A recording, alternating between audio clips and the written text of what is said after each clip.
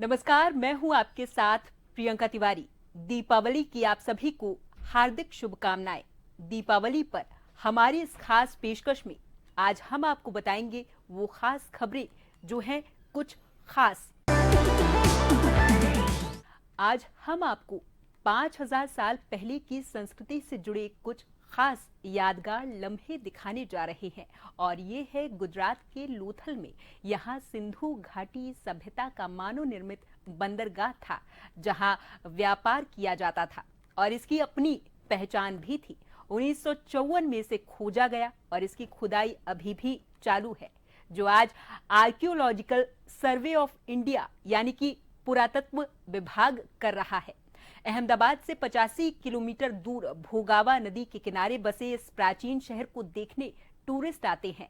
आज भी उस संस्कृति की ईंट, मटके, ड्रेनेज सिस्टम और भवनों के अवशेष देखने को मिल रहे हैं। लोथल के इस प्राचीन शहर का जायजा लिया है जन टीवी के न्यूज हेड योगेंद्र शर्मा ने। देखिए ये खास रिपोर्ट। आज हम आपको 5000 वर्ष पुरानी उस सभ्यता से रूबरू करवाएंगे जिसे लोथल के रूप में जाना जाता है। सिंधु घाटी सभ्यता का पहला मानव निर्मित बंदरगाह जो व्यापार का प्रमुख केंद्र था और यहाँ से मिस्र सहित कई देशों के अंदर व्यापार किया जाता था। यहाँ अगर देखें तो एक उस जमाने का शहर, किला और एक बहुत ही खूबसूरत ड्रेनेज सिस्टम आपको दिखाई देगा और इस ड्रेनेज सिस्टम के साथ ही आउटसोर्स जो पानी था, पानी कहाँ जाएगा वो दिखाई जाता है। यानी कि एक वेल मैनेज सिटी कैसा हो सकता है। आज हम अरबों रुपए खर्च करने के बावजूद भी आए दिन हम देखते हैं कि जब बारिश आती है तो वहाँ पानी भर गया, वहाँ पानी भर गया, इस तरह की वहाँ पानी से तबाही हो गई। ये तमाम चीज़ें देखी जाती है। लेकिन आप अंदाज़ा लगाइए कि 5000 साल पहले भी क्या एक विजन रहा होगा। यानी कि प्राचीन काल का भारत, प्राचीन काल की व्यवस्थाएं किस तरह की रही होंगी। यहाँ पे ड्रेनेज सिस्टम के साथ साथ पीने के पानी की व्यवस्था, व्यापार की व्यवस्था। ये माना जाता है कि जब यहाँ से एक्सपोर्ट करते थे यहाँ के व्यापारी समुद्र पोर्ट के जरिए, तो यहाँ से स्टोन्स का काम होता था और बदले में वहाँ से सोना मिलता था। तो व्यापार का एक बहुत बड़ा जरिया था ये। आप इतिहास के पन्नों में कई बार इस चीज़ को कोट किया होगा, पढ़ा भी होगा। यहाँ अब लोथल में इसको और आर्कियोलॉजिकल सर्वे ऑफ इंडिया के पास में है ये, और जो उसे अपनी निगरानी में अभी 12% या 20% खुदाई का काम इसका हुआ है, बाकी है भी काम इसका। बारिश के बाद में संभावित ये पूरा काम कर लिया जाएगा। लेकिन फिलहाल ये कहा जा सकता है कि ऐसी विरासत हमारे हाथ लगी है जिसे हमें संवारना है, संजोना है और आने वाली पीढ़ी को हम ये बता सकें कि और किताबी ज्ञान नहीं, वो आकर के भी यहाँ पे देख सकें कि वास्तव में 5000 साल पहले किस तरह का पोर्ट था। आज भी अगर देखेंगे तो बहुत सारी जगह वो ईंट और ड्रेनेज सिस्टम का सिस्टम, मटका, पानी का, वो तमाम चीज़ें आपको यहाँ देखने को मिलेगी। मैंने भी इतिहास के पन्नों में पढ़ा, लेकिन जब आकर के देखा तो वाकई उस तस्वीर से जब आप रूबरू होते हैं तो आपके जहन में वो पिक्चर भी एक घर करती नजर आती है कि वाकई 5000 साल पहले किस तरह के से काम हो रहा होगा और किस तरह का व्यापार था। एक संपन्न जगह के रूप में इसे माना जाता है। इनसे ज्यादा बताइए, क्या खास बात, क्या कुछ देखा आपने? जो हम छोटे थे तब हमारी पढ़ाई में लोथल के बारे में बहुत सब आता था, तो हम सोच रहे थे कब लोथल जाएंगे, कैसा होगा। यहाँ आके पता चला बहुत बढ़िया तरीके से जो कुछ देखने को मिला, मन को बहुत संतुष्टि मिली। हाँ। और ये सारी व्यवस्थाएं, गटर योजनाएं और दुर्ग व्यवस्था, बाथरूम की जो गटर लाइन है उसकी खास विशेषता है। बहुत बढ़िया, बहुत मजा आया। योगेंद्र शर्मा, लोथल, गुजरात। नेपाल में इन दिनों तनावपूर्ण माहौल है। हालांकि हिंसक घटनाएं तो रुक गई हैं, लेकिन अभी भी लोगों को ये लगता है कि जब तक हालात सामान्य ना हो तब तक परिवार के साथ कहीं दूसरी जगह घूम के आना चाहिए। गुजरात के रिवर फ्रंट पर ऐसे ही एक परिवार से मुलाकात हुई जन टीवी की, जिसमें उन्होंने बताया कि जेनजी के हिंसक आंदोलन के बाद वहां हालात अभी भी तनावपूर्ण है, यानी कि सामान्य नहीं हुए हैं। ऐसे में सुकून की तलाश के लिए भारत का रुख किया गया और भारत में इस परिवार ने कई पर्यटक स्थल और शहर चुने। हम जहाँ खड़े हैं अहमदाबाद का ये रिवर फ्रंट है, साबरमती रिवर फ्रंट। जो भी अहमदाबाद घूमने के लिए आता है वो इस जगह पे आना भी चाहता है कि हम आए। जी, आप लोग कहाँ से आए हैं? नेपाल से आए हैं। वाह, वेरी नाइस। तो कैसा लग रहा है आपको यहाँ पे? Nice, very nice. आपको कैसा लगा? It's very nice, very fun, beautiful place. क्या कुछ खास लगा आपको यहाँ पे? The bridge and the water, river, everything. तो अभी आप नेपाल से आ रहे हैं यहाँ पे या रहते इंडिया में हैं अभी? No, we came from Nepal. We're here for a game. जी, तो नेपाल से ऑलरेडी आपका प्रोग्राम तय था कि अभी आप लोग आए हैं वहाँ थोड़ा सा अभी डिस्टर्ब चल रहा है इसके कारण घूमने के लिए आए हैं? For the second reason. जी, तो देखिए लोग सुकून तलाशने आते हैं। आपको कैसा लग रहा है यहाँ के? बहुत अच्छा, इट्स ब्यूटीफुल। अच्छा, क्या खास लगा? द रिवर काम है, ब्रिज अच्छा है। जी, क्या नाम आपका? सोना प्रधान। अच्छा, सोना प्रधान जी, आप क्या करती हैं? मैं हॉस्पिटल में काम करती हूँ। हाँ, तो देखिए नेपाल से ये लोग आए हैं और नेपाल में फिलहाल जिस तरह की सिचुएशन चल रही है उसे देखते हुए लोगों को लगता है कि सुकून तलाशा जाए। तो एक बड़ी बात कहूँगा यहाँ पे कि वो सुकून तलाशने रिवर फ्रंट पे आए हैं लोग जन टीवी न्यूज के लिए। Yogendra Sharma, Sabarmati river front, Ahmedabad. गुजरात का धुलेरा एक ऐसा नायाब शहर के रूप में विकसित हो रहा जिसे बेहतरीन जीवन शैली, औद्योगिक विकास, रेल, सड़क और हवाई कनेक्टिविटी से जोड़ा जा रहा। ये पीएम मोदी का ड्रीम प्रोजेक्ट है। 920 हेक्टेयर एरिया में इस आधुनिक शहर को बसाया जा रहा है। बंजर भूमि को विकास भूमि के रूप में विकसित भी किया जा रहा। जानकारी के लिए बता दें कि 2043 तक 6 फेज में प्रोजेक्ट पूरा हो जाएगा। खास बात यह है कि इसी जगह से देश का सेमीकंडक्टर प्रोडक्शन भी शुरू होगा। भविष्य की ज़रूरतों के हिसाब से औद्योगिक विकास के पैरामीटर बनते हैं। आज की अगर हम बात करें तो सेमीकंडक्टर को सबसे महत्वपूर्ण माना जाता है और ये माना जाता है अगर सेमीकंडक्टर जो कंट्री नहीं बना पा रहा है, दूसरों से अगर वो ले रहा है तो विकास में कहीं खामी है। वही हमारी सूझबूझ यहीं से पैदा होगी। यानी कि ये कहा जा सकता है कि देश का पहला सेमीकंडक्टर इंडस्ट्री टाटा की ओर से यही बनाया जा रहा है, गुजरात के धोलेरा से, जो विकास के नए पैरामीटर नहीं पैमाने भी छुएगा और विकास को एक वो दिशा देगा जिसकी ज़रूरत ना केवल भारत, दुनिया को है। सेमीकंडक्टर हम बाहर से मंगवाते हैं लेकिन अब ये ज़रूरतें यहीं से पूरी हो सकेगी और गुजरात के इस धोलेरा से ना केवल सेमीकंडक्टर, दूसरे इंडस्ट्रीज़ भी होंगी। गुजरात का धोलेरा पिछले कुछ समय तक एक वीरान और ये कहूँ कि एक बंजर लैंड थी जो आज विकास के एक नई ऊंचाइयां छू रही है, एक नई तस्वीर पेश कर रही है और यूँ कहूँ कि भविष्य के इतिहास के पन्नों में एक अपनी अनूठी छाप छोड़ेगी। यहाँ वो सब कुछ सुविधाएं मिलेंगी जो एक निवेशक और रहवासियों की ज़रूरत की है। यहाँ एयरपोर्ट भी होगा, पोर्ट भी होगा, रेलवे कनेक्टिविटी भी होगी और दूसरी व्यवस्थाएं भी होंगी।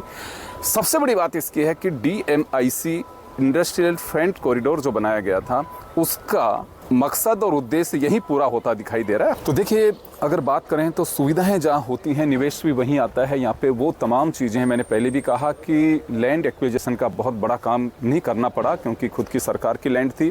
ये यूँ कहूँ कि पिछले कुछ सालों में यूज़फुल लैंड इसे कहा जा रहा था। 2009 में एक्ट के जरिए इसका एक विचार सामने, 2013 में इसका काम शुरू हुआ और माना जा रहा है कि 2043 तक यानी कि 2043 तक यहाँ पे विकास की वो इबारत लिखी जाएगी जिसके लिए कहा जाएगा कि यहाँ चिमनियाँ धुआं देंगी, मल्टीनेशनल कंपनियों का अपना एक हब होगा, रहने वालों का अपना एक सौभाग्य होगा और ये कहूँ कि भारत का एक नायाब शहर बसाया जाने की जो सोच थी वो पूरी होती दिखाई देगी। और भी बहुत कुछ इसमें देखने को मिलेगा कि बंजर भूमि से एक आधुनिक शहर, देश का पहला ग्रीनफील्ड शहर इसे कहा जाएगा। वो निश्चित रूप से एक ऐसी विकास की एक तस्वीर सामने आएगी जिसकी आवश्यकता महसूस की जा रही है और जिसमें एक विकास का एक विजन दिखाई देगा। विकास की वो तमाम संभावनाएं दूसरों के लिए एक प्रेरणा भी बन सकेगी। योगेंद्र शर्मा, जन टीवी न्यूज के लिए, धोलेरा, गुजरात। राष्ट्रपिता महात्मा गांधी को देश और दुनिया याद करती है। आज हम आपको दिखाएंगे बापू की एक ऐसी यादगार जगह जो अहमदाबाद में है, जीवनलाल बैरिस्टर का बंगला, जो राष्ट्रपिता महात्मा गांधी के पारिवारिक मित्र भी थे। इस बंगले को कोचरब के नाम से भी जाना जाता है। उसे सत्याग्रह हाउस भी बनाया गया। देखिए क्या कुछ खास है इस बंगले में। जन टीवी के न्यूज हेड योगेंद्र शर्मा की इस खास रिपोर्ट में। आज हम आपको दिखाएंगे अहमदाबाद के उस आश्रम को जो भारत में गांधी जी का पहला आश्रम है। उनके एक मित्र जीवनलाल बैरिस्टर, उनका ये बंगला था। तस्वीरों में आप देखेंगे भी। मैं उस हॉल में हूँ जहाँ गांधी जी बैठ कर के अपने साथियों के साथ आज़ादी की रणनीति बनाते थे कि किस दिशा में आंदोलन को लेके जाना है।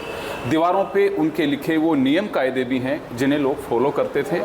हमारे साथ अहमदाबाद म्युनिसिपल कॉरपोरेशन से जुड़े जो यहाँ का विरासत का काम देखते हैं वो सज्जन है जी। नाम क्या आपका? मेरा नाम मौनेश भावसार है। मौनेश भावसार है। अच्छा मौनेश जी, एक चीज़ बताइए कि आश्रम की क्या खूबी है और क्या खास बात है? जिस जगह हम खड़े हैं ये क्या खास है? ये कॉन्फ्रेंस हॉल है। यहाँ पे बैठ के गांधी जी ने बहुत सारे डिसीजंस लिए थे और गांधी जी जो भारत की जो आज़ादी की मुहिम है उसको किस दिशा में लेके जाना है, क्या डिसीजंस लिए जाएंगे, क्या एक्टिविटीज़ की जाएंगी, ये सारे निर्णय यहाँ पे बैठ के लिए जाते थे। इंडिया के उस समय के जो पॉलिटिकल लीडर्स हैं वो यहाँ पे गांधी जी को मिलने के लिए आते थे और यहाँ पे निर्णय होते थे कि आज़ादी की मुहिम को कैसे आगे लिया जाएगा, क्या क्या चीज़ें की जाएंगी उसके अंदर। जी, ये आश्रम 1915 में बना। हाँ, 1915 में। कौन कौन रहते थे उनके साथ में यहाँ? उनके साथ गांधी जी और उनकी पूरी फैमिली रहती थी और कुछ अंतेवासी थे जिनको कुछ उनके क्लोज करीबी लोग थे जिनको अंतेवासी कहा जाता है। वो सिर्फ करीबन कुल मिला के 12-15 लोग यहाँ पे रहते थे। जी, यहाँ पे आश्रम की तरह बर्तन भी लगे हुए हैं, कुछ तराजू भी लगी हुई हैं। हाँ। और भी सामग्री है। तो क्या कुछ किचन वगैरह भी यहीं चलता था? हाँ, यहाँ पे जो आश्रम में जो अंतेवासी लोग रहते थे उनके साथ, तो उनका खाना आश्रम में ही बनाया जाता था और पूरा खाना जो महिलाएं थी वो लोग महिलाएं संभालती थी पूरा आश्रम का किचन और बाकी का काम पुरुष लोग देखते थे। यहाँ के बाद वर्धा और फिर साबरमती चले गए। क्या रहा कारण? छोटा था ये जगह जब 1916 में जब अहमदाबाद के अंदर प्लेग की महामारी फैली तब गांधी जी को रियलाइज़ हुआ कि लोगों के बीच में रह के ये चीज़ें यहाँ पे नहीं कंटिन्यू की जा सकती। तब उन्होंने एक अच्छी जगह की शोध की जो साबरमती की नदी के किनारे उनको मिली, तब उन्होंने शिफ्ट किया। प्लेग एक प्रमुख कारण रहा यहाँ से गांधी जी का शिफ्ट करने का। तो देखिए, हम बापू की उन यादों को ताज़ा कर रहे हैं जो वाकई हमारे लिए एक प्रेरणा है। आप अंदाज़ा लगा सकते हैं कि यहाँ पे उनके हैंडराइटिंग से लिखे हुए जो लेटर्स हैं उनमें साफ लिखा हुआ है कि खाने में भी कितना यूँ कहूँ कि सादगी का पालन करना होता था। किसी तरह का कोई वैसा खाना नहीं खाते थे, तीखा खाना नहीं खाते थे, कोई मीठा नहीं खाते थे। दूध दही का सेवन भी बहुत कम होता था। नींबू या सलाद या कुछ सादगी का जो भरा खाना था वो। यहाँ पे आटे की चक्की भी आपने देखी है, उस चक्की से आटा पीसा जाता था। सुबह में उठ के 3-4 लोग आटा पीसते थे। उसके बाद में खाने की व्यवस्था खुद कस्तूरबा गांधी जी खुद अपनी नज़र से देखती थी, यहाँ उनका हाथ बटाती थी। गांधी जी, ये मैं यूँ कहना चाहूँगा, आज आज़ादी के इतने साल बाद हम अमृत काल में चल रहे हैं, लेकिन ये है वह जगह है जिसके जरिए आज़ादी की पृष्ठभूमि की कई महत्वपूर्ण चीज़ों पर चर्चा हुई, आंदोलनों का एक रूपरेखा तय हुई।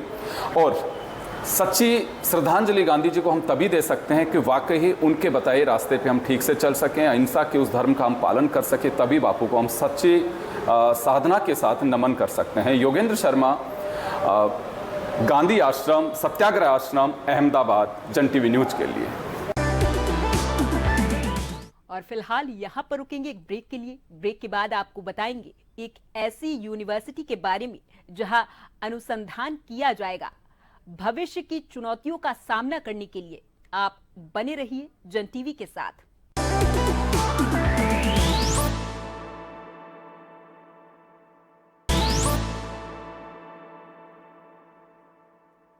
ब्रेक के बाद एक बार फिर से आप सभी का बहुत स्वागत है।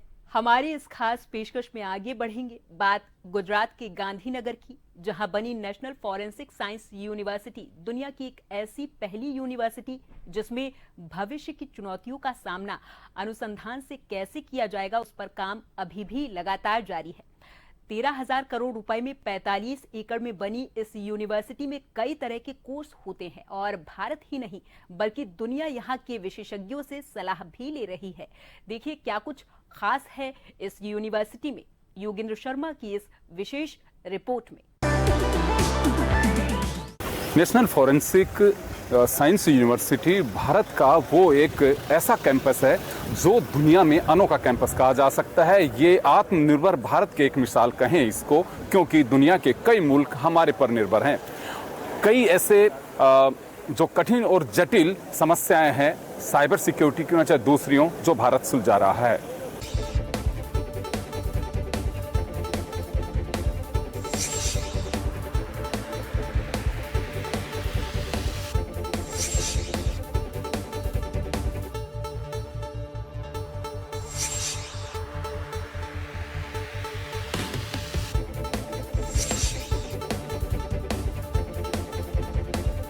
दुनिया के सामने cyber security, financial fraud, DNA, brain mapping जैसी कई चुनौतियां हैं। इनका उपाय क्या हो सकता है, इस पर हमारे वैज्ञानिक काम कर रहे हैं। इसी वजह से गुजरात के नेशनल फॉरेंसिक साइंस यूनिवर्सिटी की टैगलाइन है, सत्य की खोज, भविष्य का निर्माण। यहाँ drugs, narcotics, DNA, brain mapping जैसी चुनौतियों पर काम हो रहा है। यहाँ के वैज्ञानिकों का कहना है कि हाल ही में अहमदाबाद में हुए प्लेन क्रैश मामले में डीएनए की चुनौतियों का हल भी निकाला गया। द्वितीय विश्व युद्ध में जापानियों ने अमेरिका के लड़ाकू विमान को जब मार गिराया था, तो उनकी डेड बॉडीज के डीएनए को भी इन वैज्ञानिकों ने सुलझाया है। ये बॉडीज भारत के ही नॉर्थ ईस्ट में मिली थी। डीएनए की बारीकियों से जांच हो सके, इस पर अनुसंधान चल रहा है। हमारे 7 केसेस थे कि जिसमें हमें ऑटोसोमल में म्यूटेशन मिला, वाई में भी म्यूटेशन मिला, उसके बाद हमने एक्स भी किया कि जो मदर से मिलता है, दैट ऑल्सो गॉट म्यूटेटेड। तो उस केस में हमें माइटोकॉन्ड्रियल डीएनए एनालिसिस करना पड़ता है। एक that is done on this machine only, but उसका पूरा सेपरेट प्रोसेस है, that is called sequencing process है। ये जो नॉर्मल रूटीन फॉरेंसिक लैब में जो केसेस होते हैं उससे पूरा अलग प्रोसेस है, कि जो इंडिया में शायद 1-2 लैब ही करती है, उसमें से हम हैं। तो वो हमने किए 7 फैमिली के माइटोकॉन्ड्रियल डीएनए एनालिसिस। यूनिवर्सिटी के vice chancellor Padmashri doctor J M. Vyas ने 2008 में गुजरात सरकार के साथ तत्कालीन मुख्यमंत्री नरेंद्र मोदी से चर्चा की। 2009 में इसे गुजरात फॉरेंसिक साइंस यूनिवर्सिटी बनाया गया और 1 अक्टूबर 2020 को नेशनल फॉरेंसिक साइंस यूनिवर्सिटी का दर्जा केंद्रीय गृह मंत्रालय के अधीन दिया गया। इसके दिल्ली, गोवा, त्रिपुरा, भोपाल सहित कई जगह कैंपस हैं और एक कैंपस युगांडा में भी खोला गया है। यहाँ के विशेषज्ञों का मानना है कि क्राइम कन्विक्शन रेट कम करने के लिए अनुसंधान में सहयोग के लिए इसके एक्सपर्ट्स बहुत जरूरी हैं।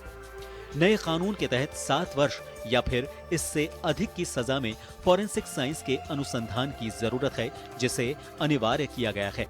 अब इस यूनिवर्सिटी में मोबाइल फॉरेंसिक लैब, सेना के लिए बुलेट प्रूफ जैकेट और हेलमेट भी तैयार किए जा रहे हैं।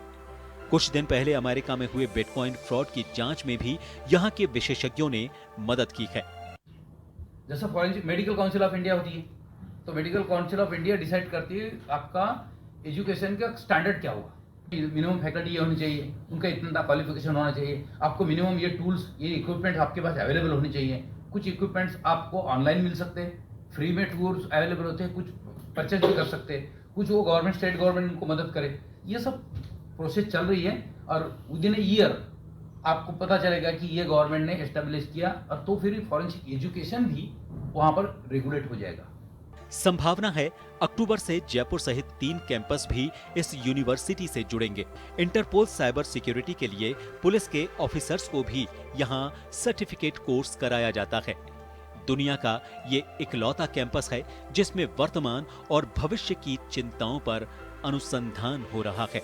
सत्य की खोज और भविष्य का निर्माण यही किया जा रहा है। दुनिया के सामने कई जटिल स्थितियां हैं, चाहे वो किसी भी तरह के फ्रॉड हो, डिजिटल चैलेंज जो हो, तमाम समस्याओं का हल बड़ी सावधानी के साथ में यहाँ किया जा रहा है। यानी कि एक अनुसंधान का वो कैंपस है जो भविष्य की ज़रूरतों को वर्तमान में पूरा करता नजर आ रहा है। और अगर आज इसको हम नहीं अपनाते हैं तो भविष्य बहुत ही इनसिक्योर होगा। नेशनल फॉरेंसिक साइंस यूनिवर्सिटी से योगेंद्र शर्मा, जन टीवी न्यूज, गांधीनगर, गुजरात। गुजरात के गांधीनगर में बनाया गया गिफ्ट सिटी देश का एक ऐसा अनोखा शहर है जो वाकई भारत का एक उपहार है। हालांकि इसका नाम है Gujarat international finance tech city. इस खूबसूरत शहर की क्या खूबी है, देखिए जन टीवी की इस विशेष रिपोर्ट में। गुजरात के गांधीनगर में 886 एकड़ में बसाया यह खूबसूरत ग्रीन फील्ड सिटी है। गिफ्ट सिटी, जिसे Gujarat international finance tech city के नाम से जाना जाता है, इसका 10 अप्रैल 2015 को प्रधानमंत्री नरेंद्र मोदी ने उद्घाटन किया था। इस गिफ्ट सिटी की बहुत सारी खूबियां हैं। यह उभरता हुआ ग्लोबल फाइनेंशियल आईटी हब है, जिसे लंदन और सिंगापुर जैसे वित्तीय केंद्रों से टक्कर देने के मकसद से बनाया गया था। यहाँ निवेशकों को आकर्षित करने के लिए कई तरह की राहत यानी कि कर में छूट दी जाती है। विश्व स्तरीय सुविधाएं, utility tunnel, cooling, automated waste collection system है। देश का एकमात्र IFSC यानी कि अंतर्राष्ट्रीय वित्तीय सेवा केंद्र बनाया गया है। इस शहर में 24 घंटे पावर सप्लाई, स्वच्छ पानी और ट्रांसपोर्टेशन की सुविधा मिल रही है। इसको अहमदाबाद से गांधीनगर तक मेट्रो सेवा से भी जोड़ा गया है। बहुमंजिली इमारतें और ग्रीनरी इस शहर की खूबसूरती है, लेकिन एक बड़ी खूबसूरती यह भी है, यहाँ पानी, बिजली, सीवरेज, सॉलिड वेस्ट यानी कि कचरा प्रबंधन के लिए भी सड़क खोदने या हुपर की आवश्यकता नहीं है। यहाँ बनी टनल, जिसे यूटिलिटी टनल के नाम से जाना जाता है, इसकी बड़ी खूबियाँ हैं। सेंसर लगे हुए हैं, किसी भी इमारत में पानी सप्लाई हो या अन्य सुविधा यहाँ से कनेक्ट कर दी जाती है, जिसके लिए सड़क खोदने की आवश्यकता नहीं है। इसके लिए बकायदा इंजीनियर की टीम यहाँ 24 घंटे उपलब्ध रहती है। ड्राई एंड वेट का वेस्ट डाला जाता है, नीचे शूट्स में आ जाता है। वो जैसे किसी लेवल पे आता है, वो सेंसर करता है प्लांट पे, तो वहाँ से क्या होता है, they open a chute either wet or dry. अगर वेट ओपन करेंगे तो थ्रू आउट बिल्डिंग्स में वेट का वॉल भी ओपन होगा, तो उसका नीचे मेन लाइन में आ जाएगा और नेगेटिव सेक्शन से थ्रू दिस पाइप प्लांट में चला जाएगा। Likewise either wet either dry.